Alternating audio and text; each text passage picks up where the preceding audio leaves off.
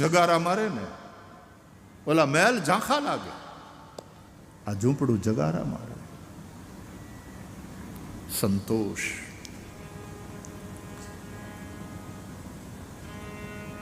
તે ભલે કોડીના રૂપમાં હોય, પણ હનુમાનજી ક્યાં ચાહતે હો? તુલસીદાસજીએ કહ્યું, રામના દર્શન કરાવો હનુમાનજી. આ ઘર સંસાર બધું છોડીને અહીંયા રહીએ છીએ જંગલમાં અને ભજન કરીએ છીએ. રામ દર્શન ક્યારે થશે? મને રામ ક્યારે મળશે? રામજીનો ભેટો કરાવો. તો હનુમાનજી પ્રસન્ન થયા. કહ્યું કે ભજન ચાલુ રાખો, ભજન ચાલુ રાખો, રામ તમને દર્શન દેશે. એ ચિત્રકૂટના જંગલમાં હનુમાનજીનું ભજન ચાલુ. હનુમાનજીને ચિત્રકૂટની ભૂમિ પ્રત્યે વિશેષ લગાવ એટલા માટે છે કે હનુમાનજીની માત્ર એ સાધના સ્થલી જ નથી, ત્યાં એમને રામના દર્શન થયા. એટલા માટે રામચરિતમાનસને તમે વાંચો તો રામાયણમાં તુલસીદાસજીએ અયોધ્યાનું જેટલું વર્ણન નથી કર્યું વિસ્તારથી, એટલું વિસ્તારથી વર્ણન મિથિલાનું છે, જ્યાં જાનકીજી પ્રગટ થયા.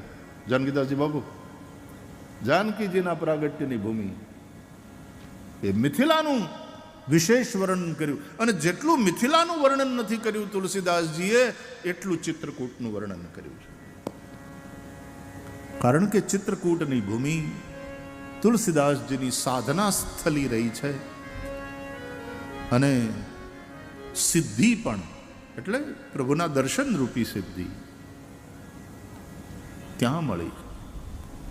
એટલે એક વિશેષ લગાવ એ ભૂમિ પ્રત્યે તુલસીદાસજીને હોય એ સ્વાભાવિક છે.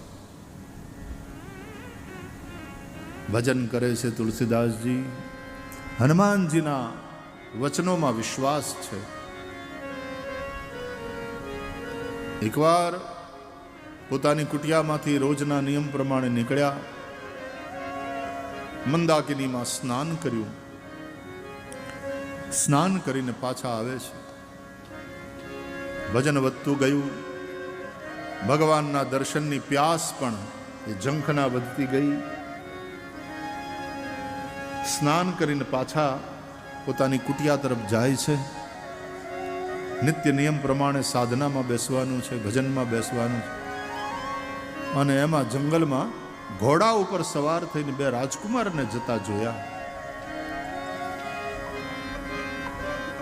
બડે સુંદર રાજકુમાર, એક શ્યામ એક ગૌર, ધનુષ બાણધારી. તુલસીદાસજીની દ્રષ્ટિ પડી, પણ વિચાર કર્યો કે હશે કોઈ રાજ પરિવારના છોકરા શિકારે નીકળ્યા હશે. છે બહુ સરસ, પણ આમ ક્યા કરના है, मुझे तो राम जी से काम है, मैं एक साधु हूं, भजन के लिए आया हूं. ત્યાંથી આમ નજર પાછી ખેંચી લીધી અને તુલસીદાસજી જતા રહ્યા પોતાના કુટિયા તરફ. જેવા કુટીરમાં બેસીને પોતાના ભજનમાં बैठा, हाथમાં माला લઈને हनुमान जी प्रकट हो गए और हनुमान जी ने एकदम प्रसन्नता पूर्वक तुलसीदास जी से पूछा, दर्शन किया? दर्शन किया ना? बोले किसका? अरे किसका क्या? राम जी का. बोले ना तो मुझे कहां मिले, कब मिले? अरे बोले वो घोड़े पर सवार होकर दो राजकुमार नहीं जा रहे थे. बोले हाँ वो तो देखा मैंने, लगा कि शिकार के लिए निकले होंगे. अरे बोले चूक गए तुम तुलसीदास, वो राम जी और लक्ष्मण जी थे. तुलसीदास जी बहुत पछताए. આવી રીતે ચૂક્યા ને એટલા માટે તે, જો સંતોની વાણીમાં એનો અનુભવ હોય એટલા માટે જ પછી તુલસીદાસજીએ લખ્યું, જો ચૂકતા નહીં, ગમે એ રૂપે આવે ભગવાન. तुलसी से संसार में सबसे मिलिए धाय, ना जाने किस रूप में नारायण मिल जाए। तुलसी इस संसार में सबसे मिलिए धाय। सिया राम माय सब जग जानी। सिया राम माय सब जग जानी। करऊं प्रणाम जोरी जुग पानी। करऊं प्रणाम जोरी जुग पानी। अरे कोई राजकुमार हशे एम मानीने मैं तो प्रणाम ही न कर्या त्या। अरे तुलसीदास तुम चूक गए। હનુમાનજી વળી પાછા હનુમાનજીના પગ પકડી લીધા. મારુત નંદન કૃપા કરો, કૃપા, મારાથી ભૂલ થઈ ગઈ, મને ફરીથી રામના દર્શન થાય એવી કૃપા કરો. હનુમાનજીને કહા ભજન ચાલू रखो, भजन चालू रखो, प्यास बढ़ती रहेगी, प्रभु कृपा करेंगे, पुनः दर्शन होगा. चूकना नहीं, दृष्टि को ऐसी रखना. કઈને હનુમાનજી અંતર ધ્યાન થઈ ગયા. હનુમાનજીનું ભજન ચાલુ. પેલા રાજકુમારને જોયા હતા ને, મનોમન એનું સ્મરણ કરે છે. પોતાના ભજનના સાધનાના એ કાળમાં એકવાર ત્યાં મંદાકિનીના સ્નાન કરીને પછી ઘાટ ઉપર બેઠેલા ઠાકોરજીની સેવા માટે ચંદન તૈયાર કરે અને ત્યાં બે સુંદર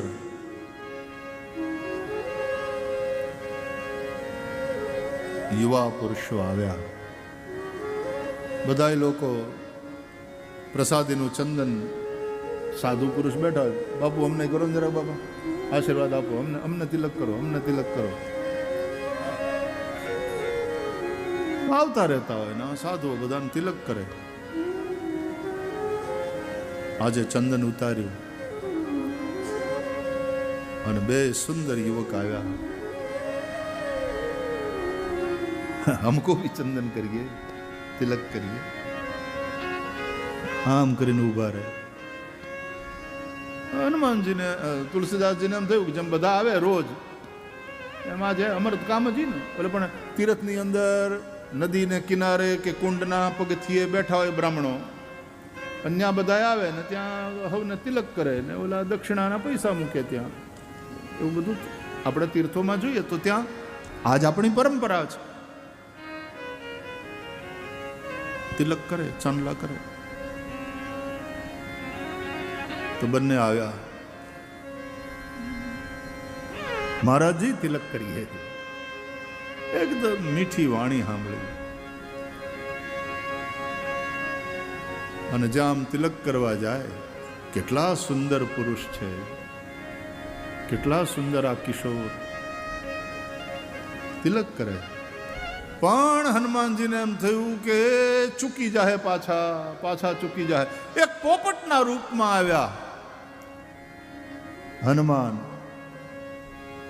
चित्रकूट के घाट पे भई संतन की भीड़, तुलसीदास चंदन घिसे और तिलक दे रघुबीर. जाने केवा मंड्या, चूकना नहीं, रघुबीर है, राम है, ना जाने किस रूप में नारायण मिल जाए. એટલા માટે આપણે ગામડામાં આપણી પરંપરા છે, આપણે હામાં મળી રામ રામ રામ રામ. હું કેમ બે વાર? તારામાંય રામ છે, મારામાંય રામ. ઈ રૂપે રામ છે ને આ રૂપે રામ છે. રામ જ સર્વત્ર વિલસી રહ્યો છે. એટલે કોઈને છેતરવાની કોશિશ નહીં કરવાની વાલા. એ તો ભગવાનને છેતરવા બરાબર છે. કોઈનું અપમાન નહીં, હિંસાની તો વાત જ ક્યાં આવે. અરે વિરોધ હે નહીં. વૈષ્ણવ તો એ કે વંદન કરે સૌને. સકળ લોકમાં સૌને વંદે અને નિંદા ન કરે કે રે વાચ કાચ મન નિશ્ચલ રાખે વાચ કાચ ઓ મન નિશ્ચલ રાખે ધન જનની વૈષ્ણવ જન તો તેને રે કહીએ જે પીર પરાઈ જાણે રે વૈષ્ણવ જન તો તેને કહીએ સકળ લોકમાં સૌને વંદે સૌની અંદર પ્રભુનું દર્શન કરનાર સાધુ પુરુષ એ કોનો વિરોધ? એનો વિરોધ કરવા વાળા મળે, પણ સાધુ પુરુષ કોઈનો વિરોધ કરવામાં ને એની અરે લડવામાં ને એનું ચિંતન કરવામાં પોતાના જીવનના મૂલ્યવાન શ્વાસોને વ્યર્થ ગુમાવે નહીં. એ તો ભગવાનનું ભજન જ કરે ને વિરોધ કરતા હોય એનું હારું ઈચ્છે, એનું ભલું ઈચ્છે. ભગવાન હવનું હારું કરે, ભલું કરે ભગવાન હવનું. એ બધાની યાર બાંધવામાં વિરોધીઓને જવાબ આપવામાં ને એવામાં હું કામ પોતાનો ટાઈમ બરબાદ કરે? વિરોધી નહીં બંધન. એટલા માટે તુલસીદાસજીએ તમે જુઓ રામચરિતમાનસના બાલકાંડનું વંદના પ્રકરણ, સંતોને વંદન કર્યા પણ દુર્જનોને વંદન કર્યા. અને દુર્જનોને તો એટલી બધી ઉપમા આપી નોખી નોખી,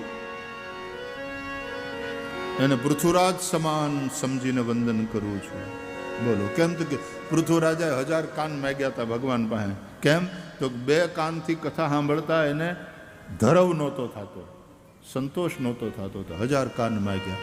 તો કે એ બરાબર, તો પણ આ દુર્જનોને તું કામ, તમે શું કામ પૃથ્વીરાજ સમાન ગણીને વંદન કરો? તો કે જેમ પૃથ્વીરાજાને ભગવાનની કથા સાંભળતા 2 કાનથી કથા સાંભળતા સંતોષ નહોતો થતો, તેણે 1000 કાન માગ્યા. એમ આવડા નહીં તો બીજાની નિંદા સાંભળતા સંતોષ થતો નથી. 2 કાનથી તો ધરાતા નથી, 1000 કાનથી બીજાની નિંદા સાંભળે. એ કુથલીમાં જ, કથામાં એને રસ નહીં. કુથલી દલપતરામની બહુ પ્રસિદ્ધ કવિતા કે કુથલી નકામની માં તૃષ્ણા દામ ચામની માં જારી કરી જાનની માં ખૂબ બેઠો ખોઈને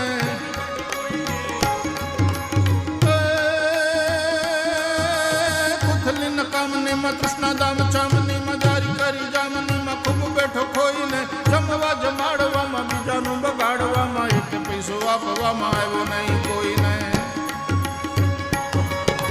જાય જાય જીવ તારજો ને તારું જેવી રીતે જાળવાયું જાય, સાથે જંતુઓ બીજાય જાય. ખાય ખાય ખલક ને ખોતરી ખચિત કાળ, નખ ખાય નેણ ખાય શિર નિશિખાય ખાય, નખ ખાય નેણ ખાય શિર નિશિખાય ખાય, નખ ખાય નેણ ખાય શિર નિશિખાય ખાય. કુથલી નકામની માં તૃષ્ણા દામ ચામની માં, દામ ચામની તૃષ્ણા જારી કરી જામની માં તું ખૂબ બેઠો ખોઈને. મૂલ્યવાન જીવન તે એમાં જ ખોયું. એટલા માટે તુલસીદાસજી કહે છે જે કંઈ છે બધું ભગવાનનું જ સ્વરૂપ છે. સિય રામમય સબ જગ જાન. કહેવાનો અર્થ શ્રદ્ધા. એક ભૂત કંઈક કહી દે છે તો એમાંય તે શ્રદ્ધા રાખી તુલસીદાસજી. તો ભૂતના અંદર શ્રદ્ધાને કારણે તુલસીદાસજીને રામ મળ્યા. ભૂતને ભજ્યા નહોતા, નહીં તો એ તો તામસ શ્રદ્ધા થઈ જાય. તુલસીદાસજી કહે છે સાત્વિક શ્રદ્ધા ધેનું સુહાઈ. સાત્વિક શ્રદ્ધા એ ધેનું છે, એ કામધેનું છે, એ ગાય છે. દૂધ તો ભેંસનું હોય ને, દૂધ બકરાનું હોય ને, દૂધ ઊંટડીનું હોય ને, દૂધ ગધેડું હોય. દરેક પ્રાણીઓના દૂધ હોય છે. એવા ચોપગા જે પ્રાણીઓ છે, પણ ગાયનું દૂધ એ સાત્વિક દૂધ છે. તો એમ સાત્વિક શ્રદ્ધા ત્રિવિધા ભવતી શ્રદ્ધા. ભગવાન ગીતામાં કહે છે શ્રદ્ધા આ 3 પ્રકારની હોય છે, સાત્વિકી, રાજસી, તામસી. તો તામસી શ્રદ્ધાવાળા તંત્ર મંત્ર, ભૂત પ્રેત એની આરાધના કરે. તુલસીદાસજી કોઈ એવી આરાધના નથી કરી. તુલસીદાસજીની સાત્વિકી શ્રદ્ધા છે. પણ ઓલી બસ લોટામાં વધેલું પાણી એ ઝાડવાના મૂળમાં પધરાવવાનો એક એમાં નિયમ શું કહેવાય, એ નિયમે નહોતું, બસ ટેવ એક જાતની, બસ એક ક્રમ થઈ ગયો હતો એવો. અને એને કારણે અજાણતા એક ભૂત પ્રગટ થઈ જાય, એ પ્રસન્ન થઈ જાય અને ભૂતની વાતમાં ભરોસો કરે, શ્રદ્ધા કરે તુલસીદાસજી, તો એના થકી હનુમાન મળે અને હનુમાન થકી રામ સુધી પહોંચ્યા તુલસીદાસજી, રામના દર્શન કર્યા. શ્રદ્ધા, શ્રદ્ધા વગર કંઈ નથી. તો ગાયમાં શ્રદ્ધા કે એમાં 33 કરોડ દેવતાનો વાસ છે. તુલસીમાં શ્રદ્ધા, પીપળામાં શ્રદ્ધા. યજ્ઞ કરીએ આપણે, અગ્નિદેવ, વાયુદેવ, સૂર્યદેવ, ચંદ્રમા દેવ, પાણી તો કે વરુણ દેવ. અહીંયા પૂજા કરવા બેસો છો ને તો એ પહેલા કળશનું પૂજન કરાવે બ્રાહ્મણો, ભગવાનના પૂજન પહેલા એમાં વરુણ દેવતાનું પૂજન કરાવે. વરુણ દેવ છે. અને એટલા માટે આપણા સનાતન ધર્મમાં આપણા ઋષિઓએ કહ્યું આ બધા દેવ છે એની પૂજા કરો, એનામાં દૈવી શક્તિ છે. તો પાણીમાં તમારી તરસ મટાડવાની શક્તિ, તમને જીવન આપવાની દૈવી શક્તિ છે. અન્નમાં તમારા પ્રાણને ટકાવવાની શક્તિ છે, દૈવી શક્તિ છે. પ્રાણવાયુમાં એ તમારા શ્વાસોશ્વાસ ચાલતા રહે છે, એનાથી તમને જે જીવન મળે એ વાયુની દૈવી શક્તિ છે. આ બધાને દેવ માનીને આપણે એની પૂજા કરવાની હોય. યજ્ઞ કરીએ ને ત્યારે આ બધા દેવતાઓને આપણે આહુતિ આપીએ છીએ. અગ્નયે સ્વાહા ઇદમ અગ્નયે ઇદન્નમમ, વાયવે સ્વાહા ઇદમ વાયવે ઇદન્નમમ, વરુણાય સ્વાહા ઇદમ વરુણાય ઇદમ નમમ, સૂર્યાય સ્વાહા ચંદ્રમસે સ્વાહા. બધા જ દેવતાઓના નિમિત્તે સ્વાહાકાર સાથે અગ્નિમાં આહુતિ પડે. આ બધા દેવતાઓ પ્રત્યે પૂજ્ય ભાવ રાખી અને એના પ્રત્યે કૃતજ્ઞ ભાવથી આપણે આહુતિ આપવાની હોય છે. આ આપણી સનાતનની સંસ્કૃતિ છે. એ બધા દેવતાઓનું આપણે પૂજન કરીએ છીએ, એનો આદર કરીએ છીએ. દેવતાઓનો પણ અનાદર ન થાય. જોજો, બ્રહ્માજી એની જગ્યાએ મહાન છે, ઇન્દ્ર એની જગ્યાએ મહાન છે. આ બધા દેવતાઓ છે એટલે તણાઈ બણાઈ ગયા એવા બધા બેવકૂફીમાંથી બહાર આવાય. આ દેવો છે. તમારે ત્યાં તે પ્રતિષ્ઠા થાય ત્યારે આ બધા દેવતાઓનું પૂજન તમે કર્યું હશે, એનો અનાદર ન કરાય, ગમે એમ ન બોલાય. અને સાધુ થયા પછી તો બહુ વિવેકથી બોલવું પડે, બહુ વિવેકથી બોલવું પડે. શાસ્ત્રોની મર્યાદા રાખો. વેદો ખોટા છે? તમે વેદો અને આ શાસ્ત્રો કરતા મોટા? આ દેવતાઓના નિમિત્તે આહુતિ પડે. આ બધા જ દેવતાઓ, એમાંય સૌથી શ્રેષ્ઠ બ્રહ્મા વિષ્ણુ મહેશ, અને એનાથી તે ઉપર એ પરબ્રહ્મ પરમાત્મા છે. અને એક જ છે, એકમ બ્રહ્મ દ્વિતીયમ નાસ્તિ. એટલે અનન્ય ભાવથી આપણા એ ઈષ્ટ જે રૂપમાં આપણે માનતા હોઈએ એનું આપણે ભજન કરવું. ભાગવતમાં કથા છે, પુરાણોમાં કથા છે પ્રમાણે દેવતાઓમાં પણ કામના છે. દેવતાઓને પણ પોતાનો સ્વાર્થ છે. પણ દેવતાઓની હારે આપણે લેતી દેતીનો વ્યવહાર છે. દેવતાઓની કૃપાથી આપણું જીવન ચાલે છે, એની સહાયતા. તો સામે આપણે દેવતાઓને યજ્ઞ દ્વારા આહુતિ આપી આપી અને એને પુષ્ટ કરવાના છે. ભગવદ્ ગીતા દેવાન ભાવયતાનેન તે દેવા ભાવયંતુ વહ પરસ્પરમ ભાવયંત શ્રેય પરમવાપ્સ્યથ. આવું ભગવદ્ ગીતામાં ભગવાન શ્રી કૃષ્ણે કહ્યું. અને રાધાકૃષ્ણ દેવ એ તો આપણા આરાધ્ય છે. શિક્ષાપત્રીના પ્રારંભમાં પણ રાધાકૃષ્ણ દેવની વંદના છે પહેલા. અને એ શ્રી કૃષ્ણ ભગવાને ભગવદ્ ગીતામાં કહ્યું છે સહયજ્ઞા પ્રજા સૃષ્ટવા પુરોવાચ પ્રજાપતિ અનેન પ્રસવિષ્યધ્વમ એષવો સ્ત્વિષ્ટ કામધુક દેવાન ભાવયતાનેન તે દેવા ભાવયંતુ વહ પરસ્પરમ ભાવયંત શ્રેય પરમવાપ્સ્યથ. આ રીતે તમારું શ્રેય થશે, તમારું કલ્યાણ થશે. આપણે આપણા આરાધ્યની વાતને જ ન માનીએ. હું માનું એ ધર્મ, હું કહું એ ધર્મ. ધર્મને માનવાનો છે. આપણે માનીએ એ ધર્મ, એ માન્યતામાંથી બહાર નીકળવાની જરૂર છે. माना हुआ धर्म नहीं, जो धर्म है वो मानना. वेदों ने जो कहा है वो मानना, गीता ने जो कहा है वो मानना, रामायण ने जो बताया वो मानना. मूળ શિક્ષાપત્રીએ જે કહ્યું એ માનવાનું છે. એ ધર્મ છે. આજે આપણે ધર્મને તો તોડી મરોડી નાખીએ છીએ. આપણને મન ફાવે એમ પછી લખીએ ને પછી ઓલું કરીએ. જલિયાણ બાપાને ત્યાં ગુણાતીતાનંદ સ્વામી પધાર્યા. ઇતિહાસ બરાબર. પણ એ સંતોનો પરસ્પર ભાવ, પરસ્પર એનું હેત. અને ગુણાતીતાનંદ સ્વામીને જલારામ બાપા એમ કહે કે આપ પધારો ત્યાં. એ તો રોટલો દેવા માટે બેઠા હતા ને જલારામ બાપા, ગૃહસ્થ અને ભોજલરામ બાપાના શિષ્ય.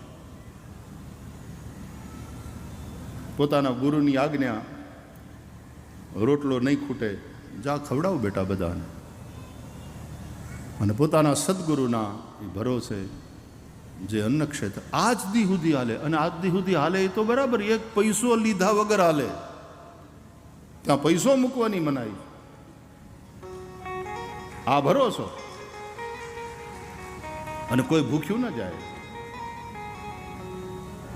તો આવા જલારામ બાપા જેવા એક સાધુ પુરુષ, એ તો ગુણાતીતાનંદ સ્વામીને પણ મળે તો આટલા હેત થઈ કે સ્વામી પધારો, આપ પ્રસાદ લે.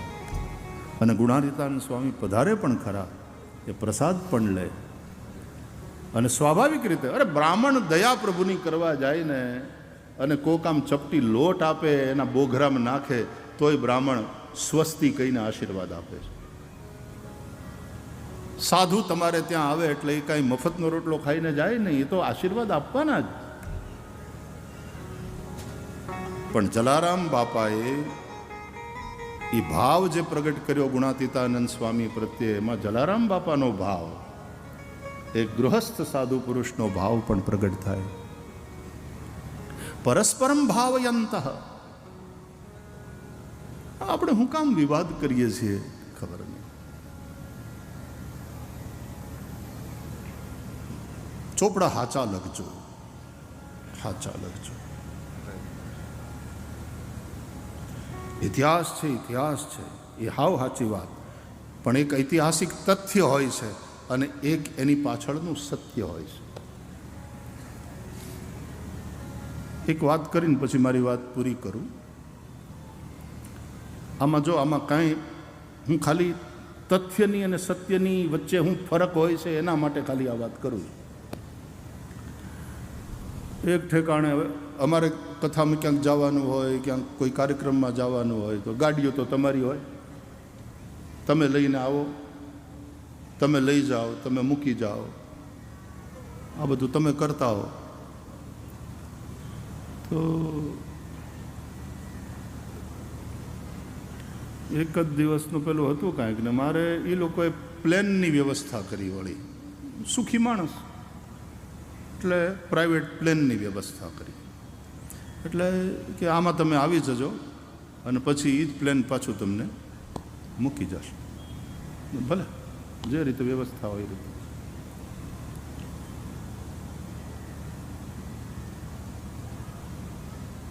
એમાં એ જ કાર્યક્રમમાં એક બીજા સાધુ પુરુષે, એક મહાપુરુષે પહોંચવાનું હતું. એટલે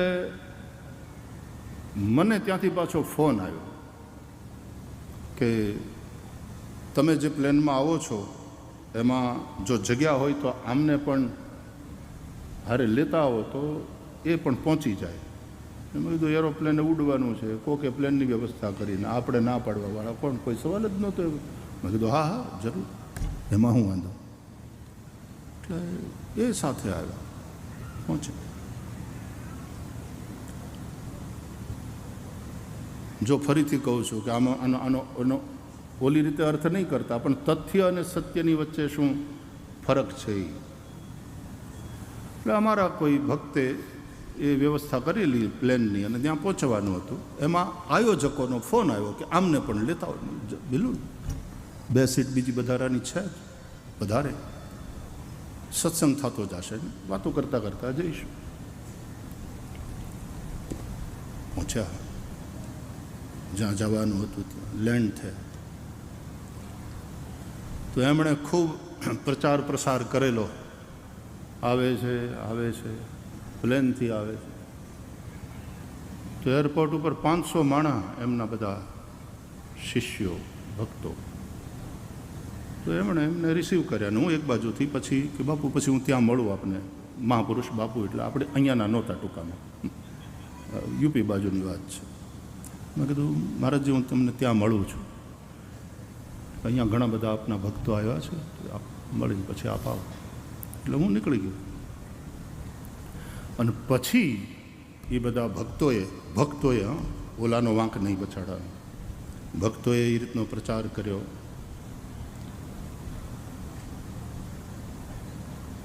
કે ગુરુજી, સ્વાભાવિક છે ને પોતાના ગુરુજી માટે હોય ભાવ.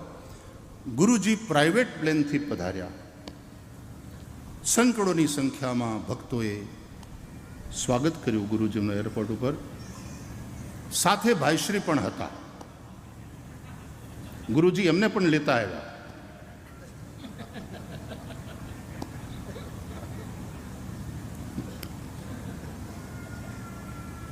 કાંઈ વાંધો આવે એમાં? આપણને કાંઈ નુકસાન કરું? વાત જે હતી એ તથ્ય હતું, એ તથ્ય છે ઇતિહાસ. પણ પછી એને તમે કેવી રીતે પ્રેઝન્ટ કરો છો એ સત્ય છે, એ મહત્વનું છે. તમે મહિમા કોનો વધારો છો? મહિમા તમે કોનો વધારો? અને નહીં તો મહિમા બેયનો વધારો ને. આમાં જલારામ બાપાનો મહિમા કેવો પ્રગટ થાય છે કે એ મહાપુરુષ સંત જલિયાણ, એના નામથી ચાલનારા અન્ન ક્ષેત્રો, એમાં કોઈ ભૂખ્યું નથી. આ આપણી અહીંયાની જગ્યા રામ બાપુ મને કહેતા હતા 24 કલાક અહીંયા અન્ન ક્ષેત્ર, કોઈ ભૂખ્યો જાતો નથી. આપણી બગડાણાની જગ્યા 24 કલાક ચાલતા અન્ન ક્ષેત્રો છે. આ બધા શું કામ આ બધા વિવાદો ઊભા કરીએ છીએ આપણે? ફરીથી હાથ જોડીને પ્રાર્થના, પરસ્પર સદભાવ રાખો. આપણે સનાતનના છીએ. સનાતન ધર્મ એકબીજાના દેવતાને નીચા પાડવા, એકબીજાને ઉતારી પાડવા,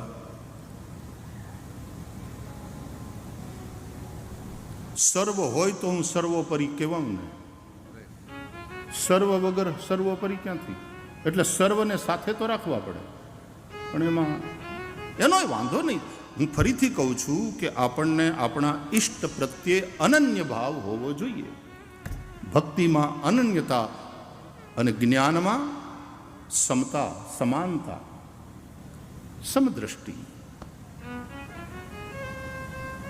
સમદ્રષ્ટિને તૃષ્ણા ત્યાગી, પરસ્ત્રી જેને માત રહે.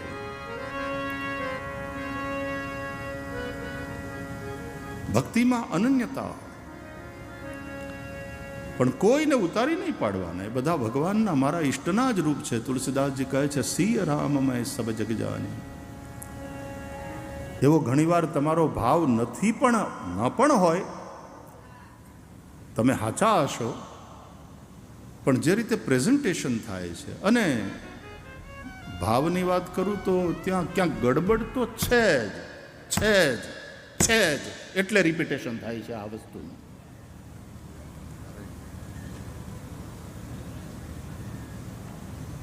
બીજાને ઉતારી ન પાડો, બીજાને નીચા કરીને ન દેખાડો. હવે તો પૂરું થઈ ગયું છે બધું, પણ હું આમ બહાર હતો લગભગ મહિનો, હવા મહિનો, અને પછી મને ખબર પડી અહીંયા આવ્યા કે અહીં તો આવું બધું ચાલ્યું. ફરીથી કહું છું, બધા જ સંપ્રદાયો એ સનાતનની સમૃદ્ધિ છે. આપણા ઈષ્ટ પ્રત્યે આપણે અનન્ય ભાવ રાખીએ. વૈષ્ણવને શ્રી કૃષ્ણ પ્રત્યે અનન્ય ભાવ હોય છે, શૈવને શિવજી પ્રત્યે અનન્ય ભાવ હોય, શાક્તને પોતાની પરાંબા માં ભગવતી પ્રત્યે અનન્ય ભાવ. અને એટલા માટે તમે દેવી પુરાણ, ભગવતી ભાગવત વાંચો તો એમાં દેવી સર્વોપરી છે, સર્વોપરી છે દેવીમાં. બ્રહ્મા વિષ્ણુ મહેશ બધા એને ભજે છે. શિવ પુરાણ વાંચો તો શિવ સર્વોપરી છે, શિવના જ બધા અવતારો છે, શિવ સર્વાવતારી છે, શિવ સર્વોપરી છે. વાંચો શિવ પુરાણ. વિષ્ણુ પણ સામે હાથ જોડીને ઊભા રહે છે, બ્રહ્મા સ્તુતિ કરે છે, બધા જ દેવતાઓ મહાદેવને વંદન કરે. એ જ પ્રકારે તમે શ્રીમદ ભાગવતને જ્યારે વાંચો છો ત્યારે અહીંયા ભગવાન વિષ્ણુ સંબંધી આ પુરાણ છે, શ્રી કૃષ્ણ સંબંધી પુરાણ છે, એ સર્વોપરી છે, બીજા બધા આજુબાજુ છે. પણ તત્વથી આ બધું એક જ છે, ભેદ ન કરશો. તત્વ એક જ છે. એકમ સત વિપ્રા બહુધા વદંતી. એ સત્ય એક જ છે. સૌ એને જુદા જુદા નામે પુકારે છે, જુદા જુદા રૂપે એને ઉપાસે છે. તમારો ભાવ ખોટો નહીં હોય, હું એમ માની લઉં છું, પણ તમે જે ભણ્યા છો, કે તમે વાંચ્યું છે, કે તમને જે શીખવાડવામાં આવ્યું છે, એ ક્યાંક ને ક્યાંક બોલવામાં, તમારા વ્યવહારમાં પ્રગટ થઈ જાય, ત્યાં પછી તકલીફ થાય છે. તો નહીં, આવું નહીં કરવાનું. બધા જ સનાતન ધર્માવલંબીઓ પણ પૂરા શિક્ષા પત્રી પ્રત્યે શ્રદ્ધા, માન, ખૂબ સારું કામ કર્યું. ભગવાન સહજાનંદ સ્વામી મહારાજે કેટલું સરસ લોકોને નિર્વ્યસની બનાવ્યા, કેવી રીતે લોકોને ભગવાન તરફ વાળ્યા. અને શિક્ષાપત્રીમાં રામાનુજાચાર્યનું વિશિષ્ટાદ્વૈત દર્શન એ અમારું દર્શન છે, આવું સ્પષ્ટ લખ્યું. રાધાકૃષ્ણ દેવ ઉપાસ્ય છે, એવું સ્પષ્ટ લખ્યું. ભાગવતમાંથી કોને માનવું, ભગવદ્ ગીતા, બધી એકદમ સ્પષ્ટ વાતો ભગવાન સહજાનંદ સ્વામી મહારાજે લખી છે. આપણે એમાં ઘાલમેલ ન કરીએ. જે શુદ્ધ છે એને શુદ્ધ રહેવા દે. દરેક આચાર્ય મહાપુરુષોએ ખૂબ ઉપકાર કર્યા છે આપણા ઉપર, આપણે એના ઋણી છીએ.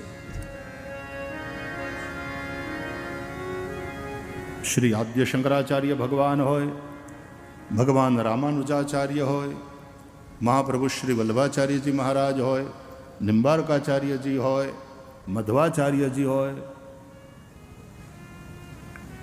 સૌએ અલગ અલગ મત પોતાના શાસ્ત્રને આધારે મૂક્યા છે. અને એ જ રીતે સહજાનંદ સ્વામી મહારાજે સેવાની પરંપરામાં તો કે વલ્લભ સંપ્રદાયની અનુસાર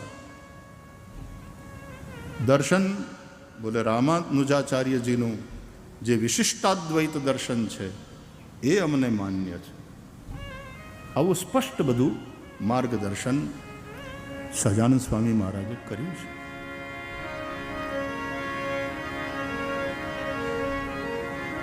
જય એનો બોલાવીએ આપણે આ બધી વાતોનો જય થાય એ તકલીફ છે.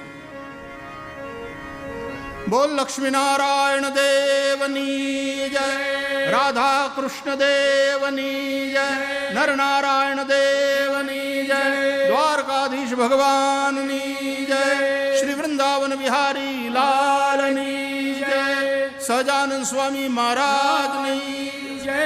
જય થાવ, ધર્મની જય થાવ, સદભાવની જય થાવ. સાવધાન સાવધાન, સંભલો સંભલો સંભલો. પુસ્તકો થોડા બદલાવવા પડે તો બદલાવો. ચોપડા જરા હરખી રીતે. એટલે તથ્ય છે, એમાં કોઈ સવાલ નથી, એ ઇતિહાસ છે.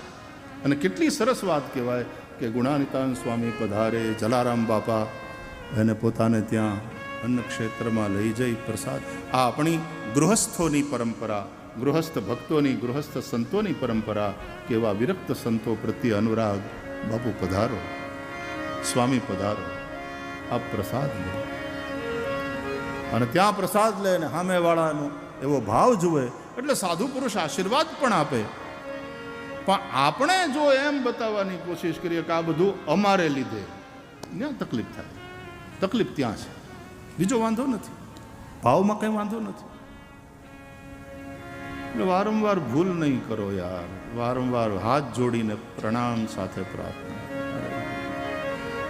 સનાતનનો મહત્વનો સંપ્રદાય છે આપણો. ખૂબ કામ દેશ વિદેશમાં કર્યું. સહજાનંદ સ્વામી મહારાજે જે કહ્યું છે એ મુજબ કરો, એ મુજબ કરો, એ મુજબ ચાલો. અમે માનીએ એ ધર્મ એમ નહીં, ધર્મ કે એને માનો. ભગવાન સહજાનંદ સ્વામી મહારાજે કહ્યું છે એને માનો, એ વાતને માનો. કૃષ્ણ પરમાત્માએ આપણને જે કહ્યું છે ભગવદ્ ગીતામાં એ માનો. અમે માનીએ એ ધર્મ એમ નહીં. તસ્માત શાસ્ત્રમ પ્રમાણંતે કાર્ય વ્યવસ્થિત. શાસ્ત્ર પ્રમાણ છે.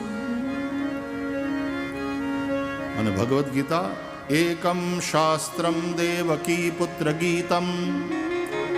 કોઈ એકને પકડી રાખો, ભગવદ્ ગીતા પકડી રાખો, એકે હજારા. એકો દેવો દેવકી પુત્ર એવ. અનન્ય ભાવથી દેવકી પુત્ર શ્રી કૃષ્ણને ભજો છો તો શ્રી કૃષ્ણને ભજો, ભોળાનાથને ભજો છો તો ભોળાનાથમાં પૂરી શ્રદ્ધા. એ તમારા માટે સર્વોપચારી, સર્વોપરી અને સર્વાવતારી ભોળાનાથ. માતાજીને ભજતા હોય તો આપણી માં પરાંબા ભગવતી આપણા માટે સર્વોપરી, અને એ જ જુદા જુદા રૂપે પ્રગટ થાય. માં કાળી ને કલ્યાણી હો માં, જ્યાં જો ત્યાં જોગમાં. એ માને પહેલા તે યુગમાં જાણી મોરી માં, જ્યાં જોઉં ત્યાં જોગમાં. આપણા સનાતન ધર્મમાં પંચદેવોપાસનાની વાત છે. 5 દેવો: સૂર્ય, ગણેશ, પરાંબા ભગવતી માતાજી, ભોળાનાથ અને વિષ્ણુ ભગવાન. આ પંચદેવો સનાતન ધર્મમાં. એ 5 દેવતાઓના અનુસાર તમારા ઈષ્ટદેવ પ્રમાણે પંચાયતનની રચના થાય.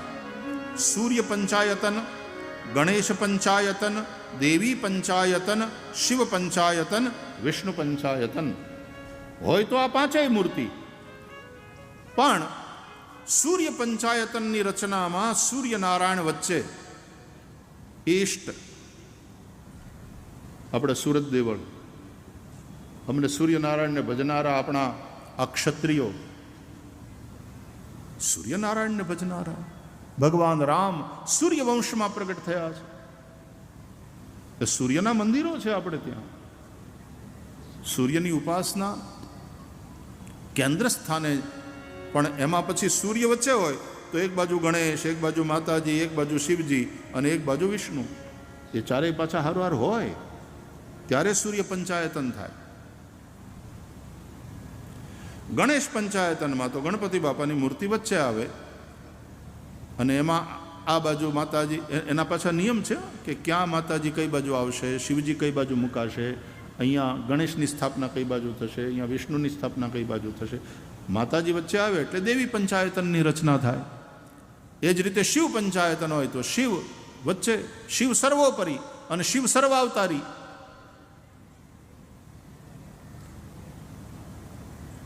શિવપુરાણ વાંચો એટલે શિવજીના કેટલા અવતારોની કથા છે. આ બધા શિવજીના અવતારો છે, શિવ અવતારી છે.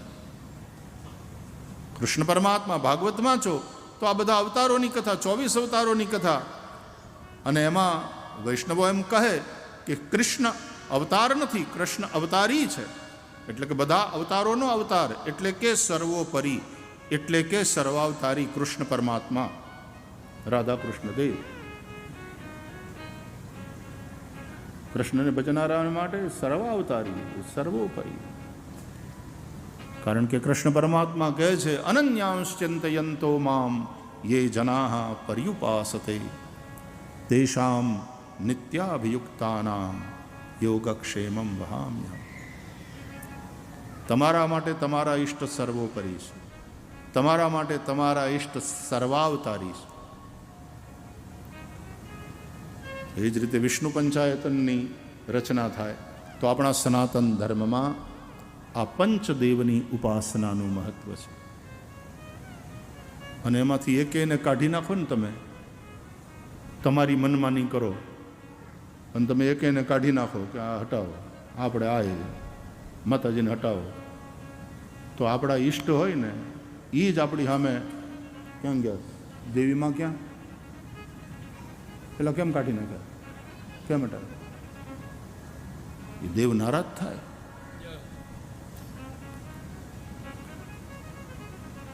સહજાનંદ સ્વામી મહારાજની કેટલી સમજદારીપૂર્ણ અને ઉદારતાપૂર્ણ વિચારધારા કે અમારા આશ્રિત એવા હરિભક્ત જો બ્રાહ્મણ હોય તો એણે પહેલાં શિવજીનું ત્રિપુંડ્ર કરવું, પહેલાં શિવજીવાળું શૈવી પરંપરાનું ત્રિપુંડ્ર કરવું અને પછી ઉર્ધ્વ તિલક એણે કરવું.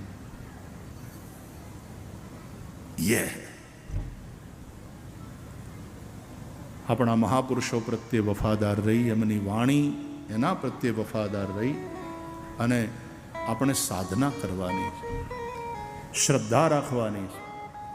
તો બહુ સારું જ છે બધું. બહુ વિવાદ જાગે એવું નહીં બોલો ને, પ્લીઝ પ્લીઝ કેવું પડે ને. બીજું હું આ બધું આવું થાય એ સનાતન માટે સારું નથી. એટલે તમે સમજો ને વાલા, સમજો નહીં તો આવડા કોક સમજાવશે તમને, એના કરતા સમજો ને.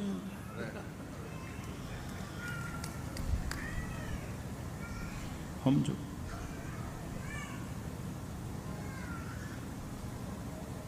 સમજદાર માણસ શાનમાં સમજી જાય, પછી વારંવાર ભૂલનું રિપીટેશન ન થવું જોઈએ. ભગવાન આપણને બધાને સદભાવ આપે, આપણને બધાને.